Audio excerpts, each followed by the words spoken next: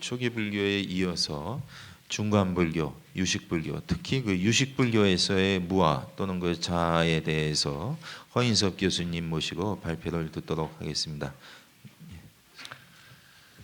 예, 방금 소개받은 허인섭입니다. 소개를 우선 좀 간단히 드려야 될 것 같은데요. 저는 덕성여대 철학과에서 그 동양 철학을 가르치고 있습니다. 제 전공은 불교 철학인데요. 공부는 저기 연대에서 했고 또 이후에 그 하와이대 철학과에서 까르파나 선생님 밑에서 공부를 하게 됐습니다. 김종호 선생님하고는 아마 간접적으로 또 인연을 까르파나 선생님 책과 관련해서 맺게 됐었죠. 제가 글을 쓴 것은 이제 그 무아 개념을 이제 중간과 유식을 통해서 한번 보자고 이렇게 해서 글을 썼는데 참 고민이 많았습니다. 중간 유식을 이야기하기 위해선 뭐 초기 불교 얘기 안 할 수 없고 부파 불교 얘기 안 할 수 없고 불교사 전체 얘기가 돼 버린단 말이에요. 또 제가 또 글을 접근하는 방식은 불교 내적인 논리보다도 인간 사유 일반에서 이제 불교 이론이 차지하는 비중이나 혹은 중요성을 얘기하고 싶었고 하다 보니까 얘기가 너무 커졌어요.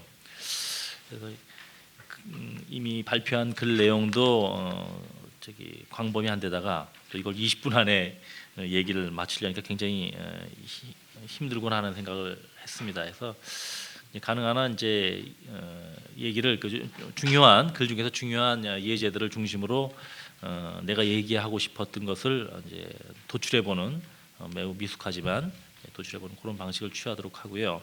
부족한 것은 이제 김 선생님 질문을 통해서 또 보충하고 이런 방식을 택하겠습니다. 제가 쓴 글의 제목은 이렇게 한번 정해봤습니다. 그래서 무아와 이제 유식이니까요. 내가 없다는데 의식은 홀로 어디에 있는가 이렇게 타이틀 한번 달아봤습니다. 제가 이 글을 쓰는데 이제 활용한 배경 지식과 이제 그 지식 간의 관계 구도가 좀 매우 복합적입니다. 뭐 간단히 설명하자면 인간 사유 일반의 변천이죠. 그러니까 뭐 mystical, mythological, logical thinking 보통들 이렇게 얘기하는데 그러니까 원시 신비적, 신화적, 논리적 사유의 이런 단계들을 얘기합니다. 그런 단계들의 특징하고 그다음에 인도 사상사의 큰 줄기 프리베딕, 베딕 우파니삿, 그다음에 엔티베딕 이 세 구도를 이제 특징에 따라서 이제 종행으로 엮고 그 가운데서 이제 불교가 지닌 사상사적 의미를 이제 무아와 연기 개념의 빼어남에서 찾아서 증명하는 방식이죠. 근데 뭐 이것을 그 논문 내용대로 그대로 갖고 가긴 힘들기 때문에 이제 보다 더 단순화해서 한번 소개하도록 하겠습니다. 사실 제 글의 목표는 단순합니다. 그러니까 중간 유식이 이제 시대적 환경과 그 사명이 다를 뿐이지 내적으로는 초기 불교의 무아 연기 이론을 정밀 반복하고 있다는 것을 밝혀보고 싶었습니다. 그래서 이것을 이제 이런 목표를 도달하기 위해서는 이제 아까 얘기했던 인간 사유 일반의 관점에서 불교를 이렇게 비추어서 불교 이론을 보다 넓은 지평에서 객관화시키고 이제 보편화시켜 보고자 했습니다. 이것을 어떤 방식으로 이제 전개를 했냐면 우선 이 제 글이 이제 무아 이론을 다루는 전략은 불교의 무아 이론부터 우선 얘기하는 것이 아니라 인간이 언제부터 나라는 존재를 객관화하기 시작했는지를 이제 물음으로써 무아 이론을 인간 사유 일반과 이제 연결시켜 보고자 했습니다. 그래서 이렇게 문제를 다루다 보면 자연히 이제 불교가 비판하고자 했던 아트만 개념의 그 사유 일반에서의 그 위치가 정해질 수 있지 않을까 그렇게 생각했습니다. 물론 이것도 간단한 문제가 아니죠. 이런 논의를 전개하기 위해서는 고고 인류학적 혹은 문화 인류학적 접근이 필요합니다. 그러나 이에 대한 심화된 논의는 이제 제 글의 목표가 아니기 때문에 우선 이제 불교와 같은 고등 종교가 나타나기 이전의 사유 방식, 말하자면 미스티칼 혹은 미솔로지칼로 일컬어지죠. 원시 신비적 혹은 신화적이라고 일컬는 그런 사유 방식에 대한 개략적인 이해를 바탕으로서 그거 이전과 그 이후 이렇게 단순화시켜서 그 이후의 사유 방식, 즉 개념적 논리적 사유 방식의 특징과 그걸 대비함으로써 불교적 사유 방식의 그 근거의 외연을 좀 크게 한번 잡아보도록 노력을 했습니다. 우선 이제 신화적 사유 방식의 특징을 얘기하자면 보통 이제 미분적 정서에 바탕한 세계 이해다 이렇게들 얘기하죠. 이러한 사유 방식은 사실 이미 우리가 즐겨 읽는 신화 혹은 이와 유사한 형태의 판타지, 영화, 소설 이런 속에서 이미 작동되고 있는 것이죠. 그러나 이것을 과거로 이제 돌아가 그러한 사유 방식이 주된 사유 방식이었던 그러한 시대의 예를 한번 들어보자면, 알라스카 이누이트족 신화에서 이제 사람과 북극곰들이 쉽게 상대방으로 이제 변하던 시대를 묘사하는 그런 모습들이나, 우리가 잘 아는 단군 신화에서 곰이 인간이 되는 거, 그런 이야기들이 이제 신화적 사유에서 나오는 아주 전형적인 미분적 사유의 전형 형태들이죠. 또 비슷한 맥락에서 보면 아프리카 같은 데서 이제 비 오는 춤에 지도자가 이제 춤을 추는 동안은 본인 스스로가 이제 레인갓, 이제 우신이 되는 그런 현상. 또 우리 구판에서도 무당이 신내림 현상을 보여주는 거, 이런 것도 결국은 이제 구체적인 우리 현실 세계의 인간계와 영계가 이제 미분적으로 어우러지는 그런 현상이 구체적으로 드러나는 현상입니다. 다시 강조하지만 이제 우리가 이런 현상 속에서 주목해야 될 것은 현재 우리도 이러한 신화적 영역의 현상들 또는 이러한 정서를 기반으로 한 이야기들을 비논리적인 것으로 이렇게 치부해서 현실 영역에서 배제하고 있지 않다는 것입니다. 오히려 열광하기도 하고 즐겨 몰입하기도 하죠. 이러한 것은 신화적 사유 형태가 과거형이 아니라 현재 진행형으로서 우리의 사유 방식에 작동하고 있는 현실적인 정신 상태임을 증거하는 것이기도 합니다. 사실 신화적 사유 형태를 배제하고는 우리가 시적인 감동, 격정적인 사랑의 발현 이런 것들을 설명하기가 굉장히 힘듭니다. 이와 같은 현상을 이제 우리의 관심 주제, 지금 제가 글을 쓰고자 하는 관심 주제와 연관시켜서 말하자면 주의 대상과 어우러져 하나가 되어 있는 나라는 의식이 현재의 우리에게도 내재되어 작동되고 있다. 이렇게 이제 전제를 하고 글을 쓰고 있습니다. 이것과 대비돼서 그러면 이제 주의의 세계와 분명히 구분되어 객관화된 나라는 생각은 제가 글에도 밝히고 있듯이 그런 생각이 나타나기 시작한 것은 그리 먼 과거가 아닙니다. 이게 이른바 개념화된 자아의 시작이죠. 그것을 이제 문명화 시기와 연결시켜서 생각해 보아도 한 1만 년 전, 농업혁명 시대까지 가더라도 1만 년 정도밖에 안 됩니다. 그럼 더 위로 소급시켜서 호모 사피엔스가 나타난 시기로 해도 한 10만 년 전입니다. 1만 년에서 10만 년, 한 9만 년 동안은 그러면 그때 인간들은 도대체 객관적인 자아라는 개념을 형성하고 있었을까? 있었다면 어떻게 작동했을까? 궁금하지 않을 수가 없습니다. 이왕 소급한 김에 인간하고 이제 유인원까지 소급해 올라가면 한 600만 년 된다고 한답니다. 그러면 그 이전의 인간들은 도대체 나라는 개념을 갖기나 했을까? 그 나라는 개념 없이는 어떻게 살았을까? 그런 생각을 이제 해볼 수가 있습니다. 이런 이제 폭넓은 스펙트럼 속에서 이제 불교의 무아 이론을 생각하면 이제 이렇습니다. 이제 불교의 무아 이론은 아주 고도의 개념화 작용의 결과라고 볼 수 있죠. 그리고 아주 짧은 이제 인류 전체 그 생존 시기를 놓고 보면 짧은 인류 문명 시기 속에 나타난 아주 특별한 사건입니다.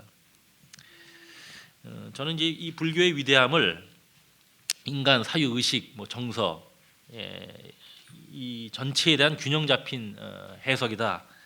그것을 제대로 해낸 것이 이제 불교의 위대함을 보증하고 있다 이렇게 생각을 합니다. 다시 말하면 문명을 만든 인간의 개념적 논리적 사유의 의미의 정확한 이해와 더불어서 진화된 인간의 지능 속에 현재 진행형으로 잠재되어 그래서 이제 피할 수 없는 그리고 피할 필요도 없는 그런 신화적 사유 방식의 작동 의미를 정확히 이해하고 아우르고 있다고 이렇게 보는 데서 이제 불교의 그 우수성을 이제 보고자 합니다.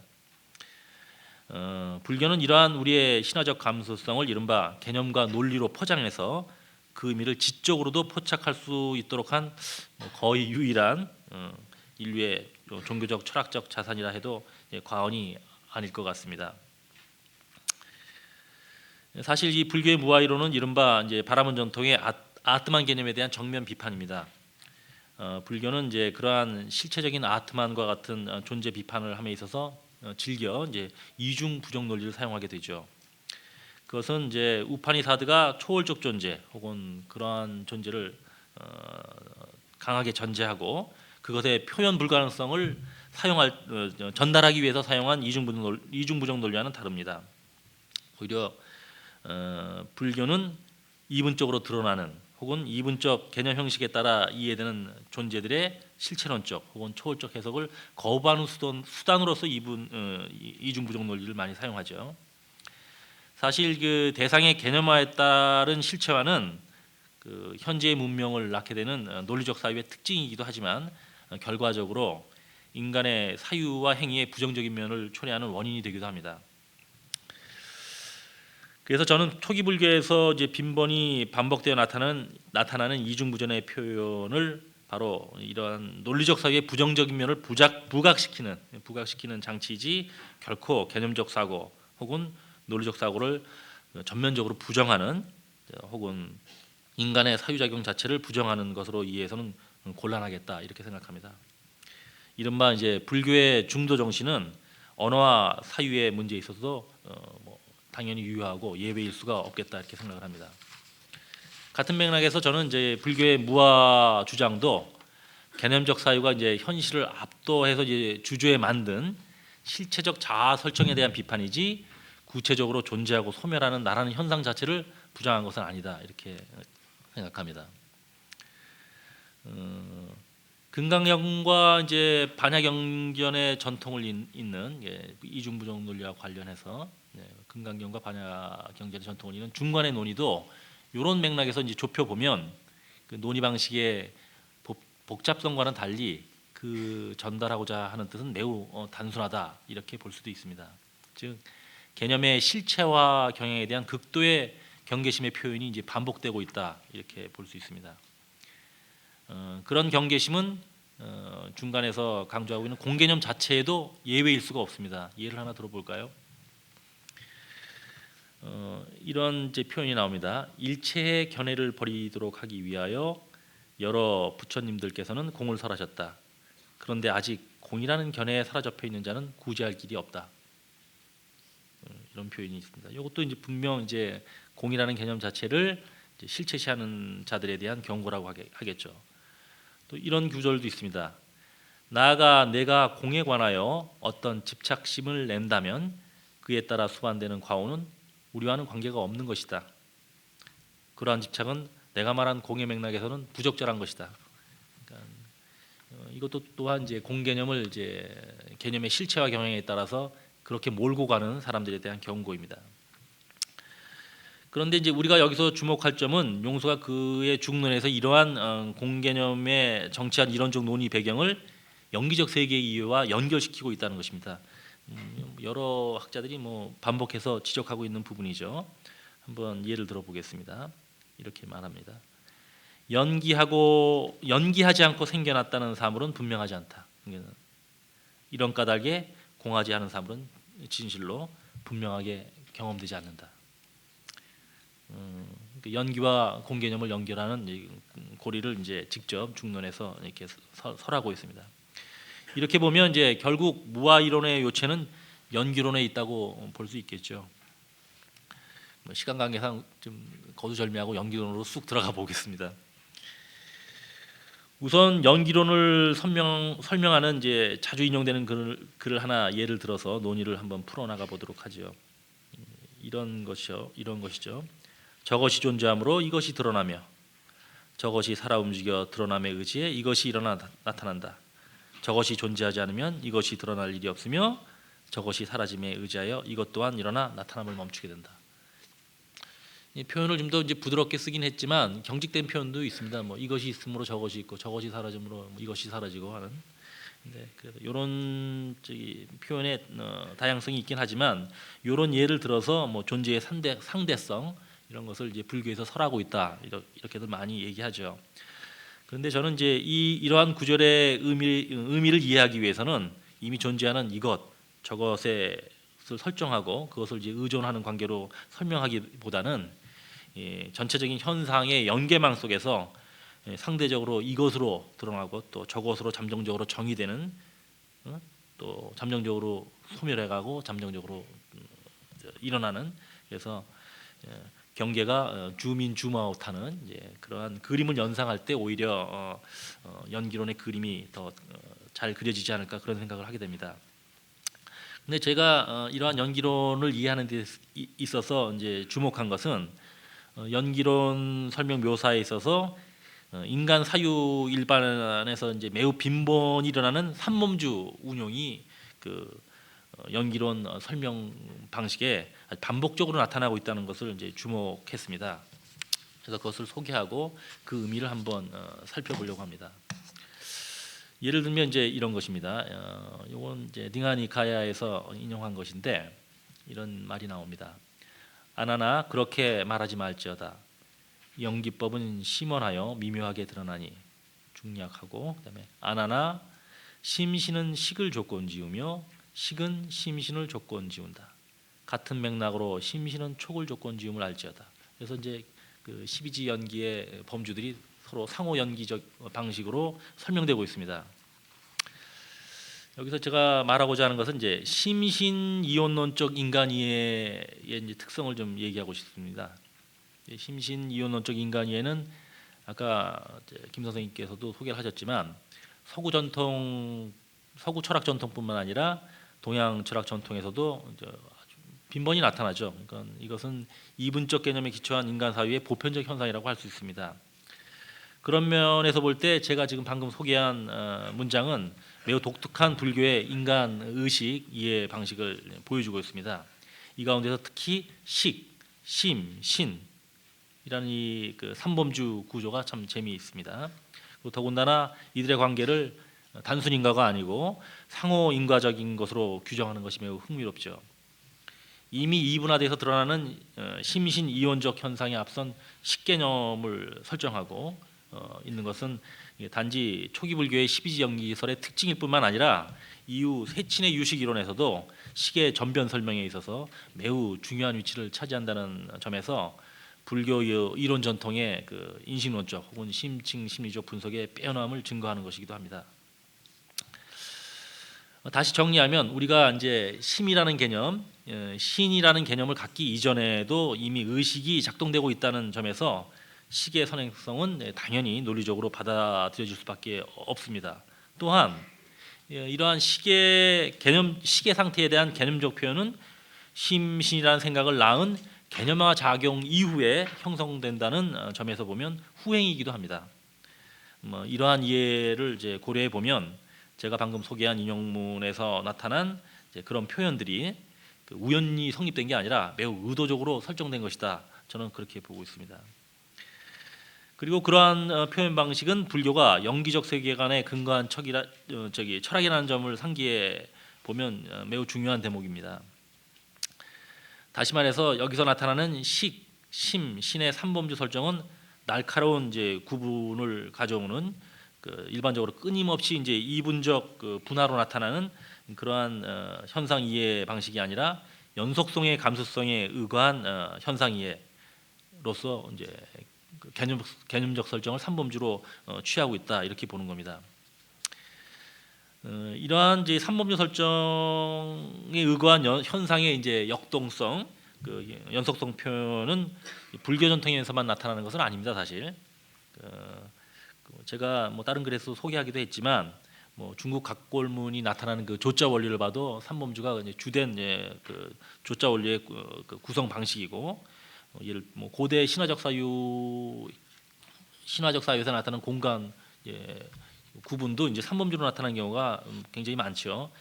우리가 현재까지 잘 사용하고 있는 천지인 이유가 없습니다. 왜 바깥에 봐야 천지인 3분으로 나뉘어져 있는 법이 없죠. 그래도 우린 천지인 3분을 매우 자연스럽게 받아들입니다. 심지어는 뭐 현대 철학자로서 이제 알프레드 노스 화이트헤드 같은 과정 철학자도 자신의 철학 체계를 펼쳐나가는 데 있어서 과정과 이제 연속성을 중요시하는 철학자인 관계로 그 범주 체계가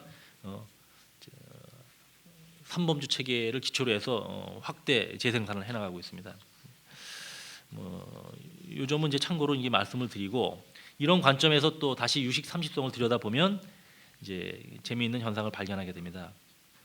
거기서 이제 아라야식은 이제 세계의 근거가 되는 원초적인 금옷으로 이해되기보다는 현상을 설명하기 위한, 아까 식과 심신 관계에서도 봤듯이 비이원적, 선 개념적, 그리고 기능적 개념으로 이렇게 볼 때 유식 30성의 전체 이해가 쉽게 되지 않을까 이렇게 생각이 됩니다.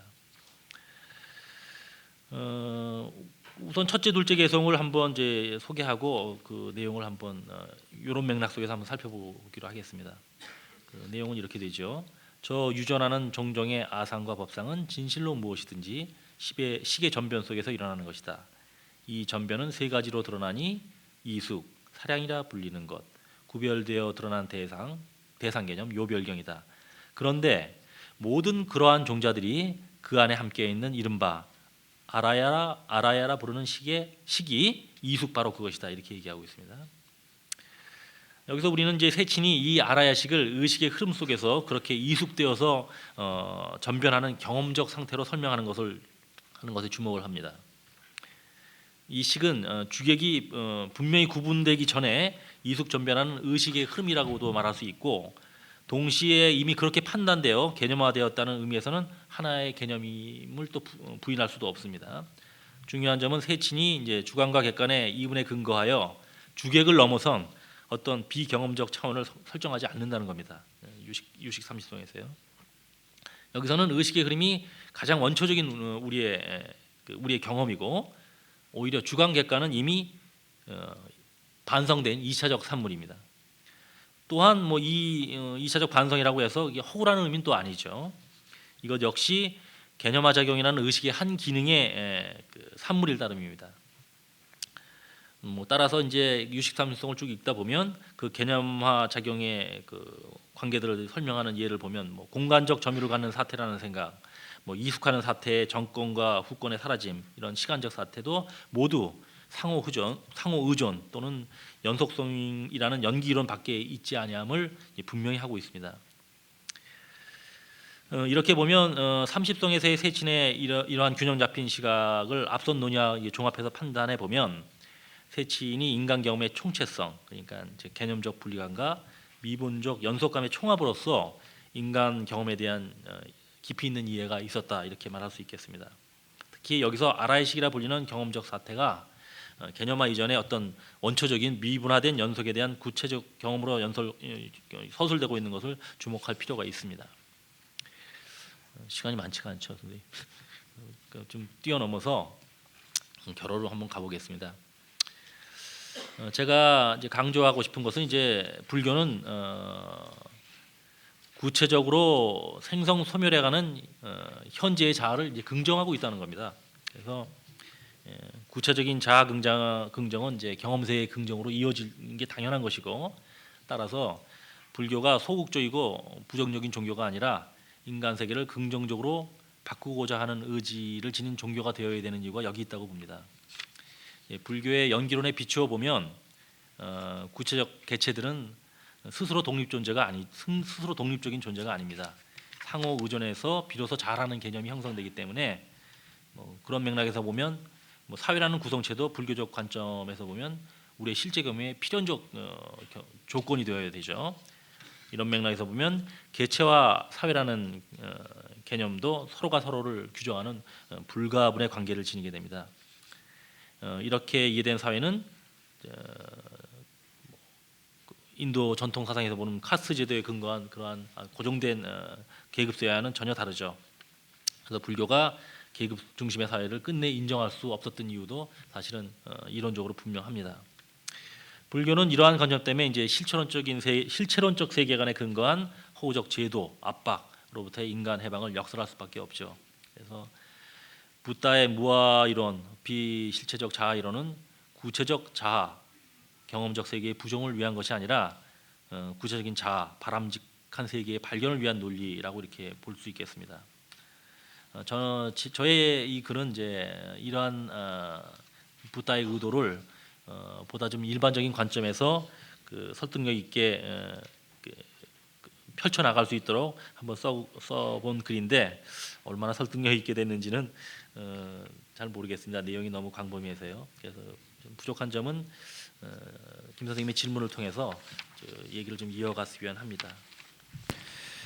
예, 저 어떤 학회에서 특히 이제 불교 관련 학회에서 어떤 테마를 놓고 이렇게 그 불교 사적으로 정리하는 데를 가면은 지금 허 교수님처럼 유식 쪽 하는 분들이 상당히 불리한 입장입니다. 앞에 뭐 초기 불교, 부파 불교, 중간 불교를 하고서 가야 되는 처지이기 때문에 이제 상당히 이제 불리한 입장임에도 불구하고 신화적인 사유까지도 또 가셨어요. 이게 더 짐을 많이 일부러 지신 것 같습니다. 근데 이 발표는 상당히 좀 특징이 있습니다. 뭐냐면 불교 사상을 우리는 계속 이제 불교 내부로 얘기를 했었는데 이것이 어떤 그 원시적인 신화적 사유와 상당히 관련이 있다라고 하는 상당히 이제 재밌는 주장을 하셨어요. 그래서 저도 이제 그쪽에 맞춰서 여러분들이 이제 궁금할 만한 것을 제가 한번 여쭤보겠습니다. 첫 번째는 이겁니다. 발표자께서는 책에서 문명 이전의 신화적 사유에서는 인간과 주위의 압도적인 힘 사이에 미분적인 관계 경험이 주관과 객관의 미분화를 낳는 반면에 개념적 사유에 기초한 주관과 객관의 분리를 통한 세계 이해의 방식이 동서를 불문하고 현재의 문명을 낳았다고 했습니다.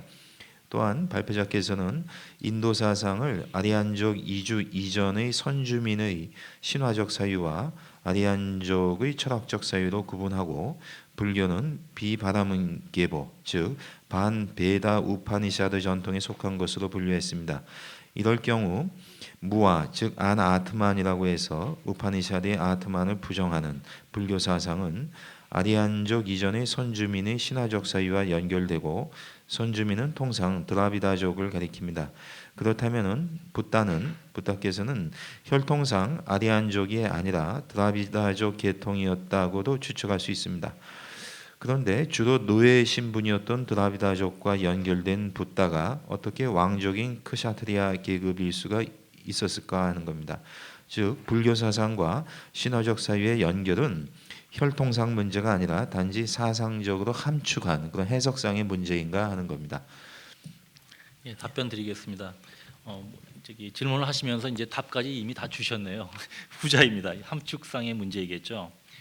사실 이제 인도 아리안족의 기원에 대해서는 뭐 여러 가지 설이 있습니다. 그러니까 이동설도 있고 이미 사실은 이제 인도 지역에 그 부분적으로 다 이미 그 선주민과 섞여 있었다 이런 얘기도 있고 이제 다양한 이제 내적 기원설, 외적 기원설 이제 다양한 이야기가 있습니다. 그런데 이제 이 얘기를 이제 그 선생님이 이미 답을 주셨지만 이것을 좀 펼쳐서 살펴보면 인도 아리안 계통 그 카스피해 중심으로 뭐 이제 이동했다고 전제를 해보더라도 그 아랍 쪽에서 나타난 같은 이제 문화적 기원을 갖고 있음에도 불구하고 아랍 쪽에서 나타난 것은 이제 모노테이스틱한 종교 문화가 일어나죠.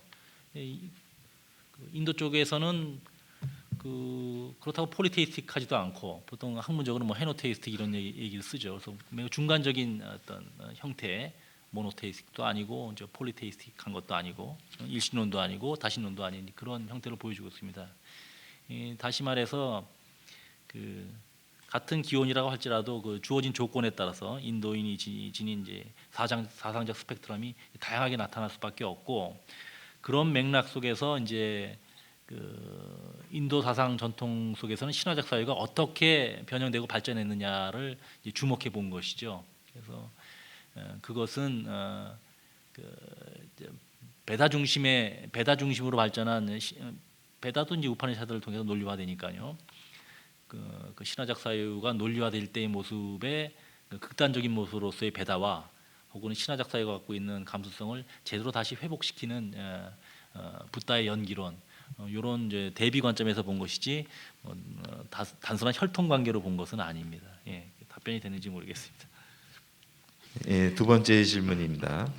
발표자께서는 불교의 연기설이란 인간의 신화적 사유에 내재된 사태의 역동적이고 연속적 이해의 감수성을 논리적으로 표현하고자 한 노력이 결정체이다 라고 이렇게 설명을 했습니다. 그렇다면 무아의 근거인 연기법은 붓다 잔해증의 산물인가요? 아니면 신화적 사유의 소산인가요? 하는 질문입니다. 예, 물론 연기법을 말씀하신 건 부처님이시니까 부처님이 말씀하신 게 분명합니다. 다만 그때 시대 상황을 비추어 볼 때 왜 그 부처님과 그 이전의 사상가들을 구분하는 이유는 부처님의 그 연기 이론이 매우 빼어나다는 것입니다. 그 얘기는 우리도 사실 뭐 부처님조차도 인간이셨으니까 그 신화적 사유 바깥에 있었던 분 신화적 사유를 하지 않았을 리가 없죠. 근데 다만 그 이전의 사유에 있어서는 이제 제가 발표할 때 항상 얘기했듯이 역동적 연속성에 대한 이해가 배제되고 오히려 개념적 논리적 사유가 마치 실제인 것처럼 압도적으로 표현되고 그것을 실제로 믿고 사는 경향이 농후한 사회였다는 거죠. 그래서 붓다는 오히려 그것을 반성적으로 보고 다시 인간이 세계를 이해하는 방식에 대한 총체성을 정밀하게 이해함으로써 이러한 연기론을 낳게 된다는 의미에서 신화적 사유의 소산 이렇게 표현하기는 힘들고 신화적 사유가 어떻게 우리에게 작동되는지를 그리고 피할 수 없죠. 그건 뭐 진화의 결과니까 피할 수 없고 계속 작동되고 그렇게 작동될 수밖에 없는 것을 정확히 발견하신 분이다. 이렇게 표현하는 게 옳지 않을까 생각됩니다. 예, 그 앞서 초기 불교 발표에서 정준영 교수님이 이제 실제와 그 개념을 좀 구분하면 좋겠다고 했고 불교가 궁극적 실제 사실로서 인정하는 것을 지금 제가 보기엔 이제 허 교수님은 역동적이고 연속적인 이런 사태들이라고 보시는 것 같아요. 이 점에 있어서 뭐 두 분이 명백하게 일치하는 것 같고요.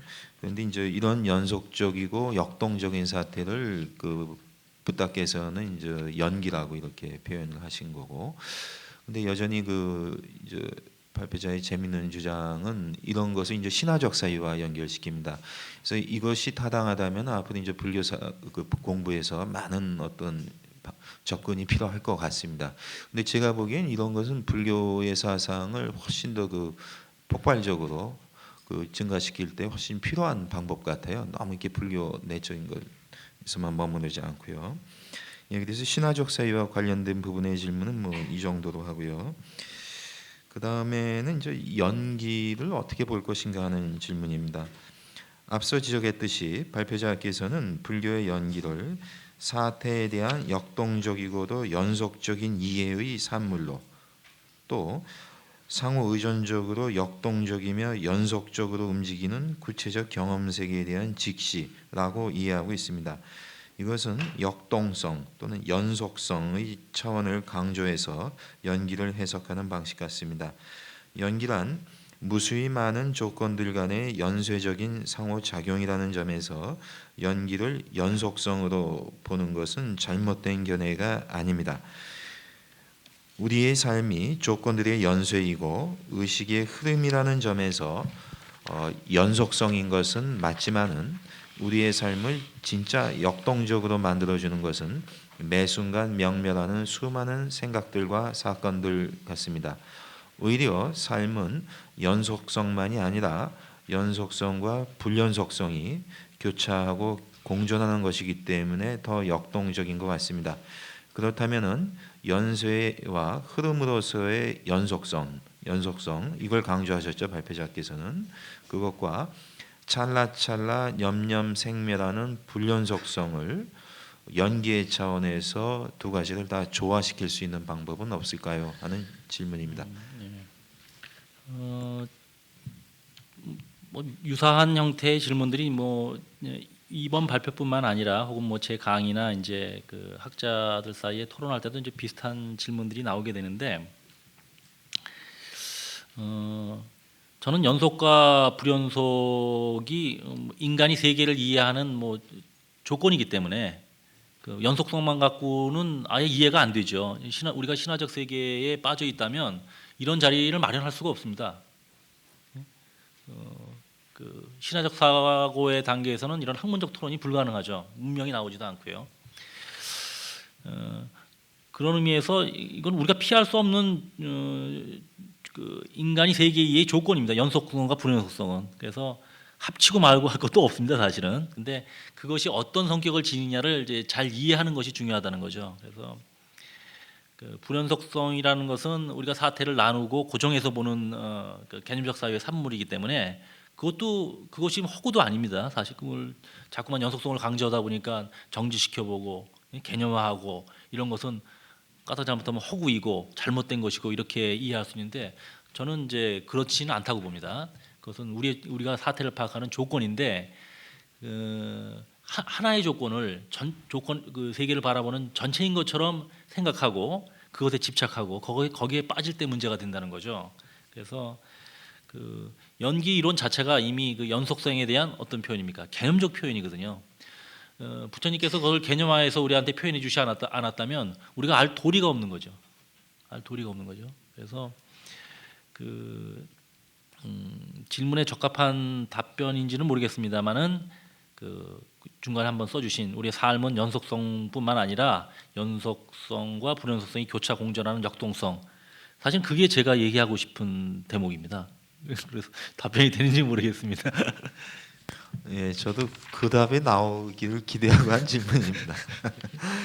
사실 그렇죠. 근데 그 특히 그 일반인도 그렇지만 학문하는 사람들은 자꾸 이제 어느 거 하나만을 띄어서 이렇게 강조하고 싶은 경향이 있는데 이 연기법이 우수하다고 하는 것은 그 결국은 그게 실상이죠. 연속적인 것과 불연속적인 것이 이제 공존할 수밖에 없다라고 하는 그게 뭐 이제 중도라는 표현일 수도 있는데 예.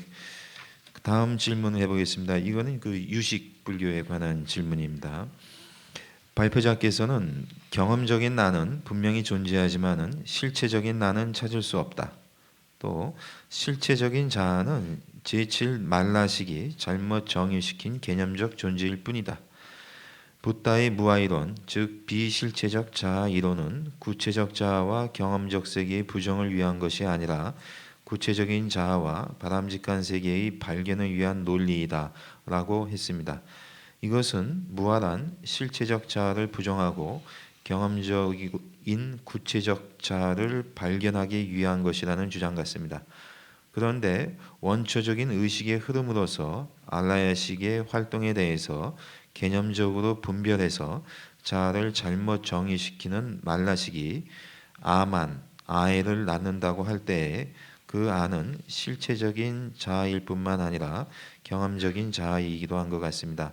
왜냐하면 말라식은 알라야식에 대해서뿐만 아니라 제6의식 등의 일상 경험에 대해서도 일종의 자아의식의 역할을 할 것이기 때문입니다.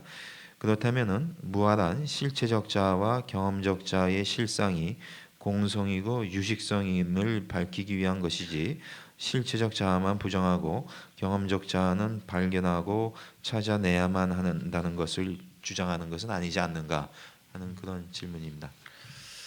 저기 선생님의 질문이 대부분 다 이제 그 안에 답변을 포함하고 있는데요. 여기서 이렇게 보면 여기 선생님이 설명하신 아만과 아에는 자아를 실체적으로 정의시킬 때 나오는 것이지, 그리고 정의시키고 그 다음에 집착할 때 생기는 것이겠죠. 그래서 정의시키는 것이 잘못이 아니고 그거 뭐 정의시키는 것은 개념적 사유의 당연한 결과이고 그것의 기능 없이는 뭐 이런 자리 얘기했듯이 이런 자리가 불가능하죠. 다만 문제는 그 정의가 그 기능적인 것인데 그것을 기능적이고 잠정적인 것인데 우리가 이제 우리의 사고 습관은 그것에 길들여져 있어서 습관적으로 그것이 그 잠정적으로 정의시킨 것을 동일성이라는 개념을 통해서 구체적 실체인 것처럼 생각하는데 이제 문제가 터진다는 거죠. 그러니까 구체적으로 경험되는 R을 정의시키는 거가 무슨 문제가 있겠습니까? 우리는 항상 그러고 살고 있지 않습니까? 근데 더 나아가서 개념적으로 정의해서 나를 과도하게 묻고 마치 나가 있는 것처럼 묻고 할 때, 뭐 철학, 뭐 현대 철학에서도 그런 얘기 많이 하지 않습니까? 개념이 현실을 압도하는 사태들이죠. 개념이 현실을 압도하는. 그리고 인간이라는 존재가 참 묘한 존재라서 그것 때문에 우리 인간이 우수한 존재가 되기도 하지만 그것 때문에 이제 비트겐슈타인의 말에 의하면 꿀통에 빠지는 거죠. 개념의 꿀통에. 그래서 호적거리는 거죠. 그래서 그런 의미에서 실적자를 부정하고 경험적 자의 연속성과 비실체성을 이제 확인해 나가자는 얘기로 얘기한 것이지, 경험적 자의 또 그 무엇을 얘기하면 부처님의 의도와는 또 다른 방향으로 흐르기 때문에 이제 매우 주의 깊게 그 부분을 이제 짚어가야 될 것 같습니다. 제가 말하고 싶은 것은 경험적 자의 연속성과 비실체성을 확인하는 작업이 결국은 우리의 그 불교인의 그 삶의 과정이고 수행 과정이 아닐까, 이제 그런 생각을 해봅니다. 예, 그 뭐 저만 이런 느낌 가진 것 같진 않은데 상당히 평형 감각을 갖고 얘기를 하세요. 그래서 그 중요한 얘기였습니다. 우리가 이제 개념적 활동을 하는 거, 사실 이거 자체가 무슨 죄가 있겠습니까? 우린 그러고 살고 있고 이것이 또 많은 걸 해주고 있죠. 근데 문제는 그런 이제 개념화 작용에서 나오는 정의시키는 이런 작용들이 분명히 이제 기능적이고 아주 잠정적인 것에 불과합니다. 근데 우리는 일단 거기에 발을 담그게 되면은 이것이 실체였으면 하는 생각을 많이 합니다. 붙잡고자 하고, 그게 다만 문제라고 하는 것이겠죠. 예, 이렇게 보면은 뭐 나라고 하는 것을 찾을 것이냐, 뭐 버릴 것이냐 하는 거 질문 자체도 상당히 좀 머쓱해지는 이런 차원이 된 것 같습니다. 예, 이상으로 해서 그 중간 유식 불교에서 본 그 무아 또는 자아관의 문제를 허인석 교수님 모시고 발표를 들었습니다. 예, 여기서 마치도록 하겠습니다. 감사합니다.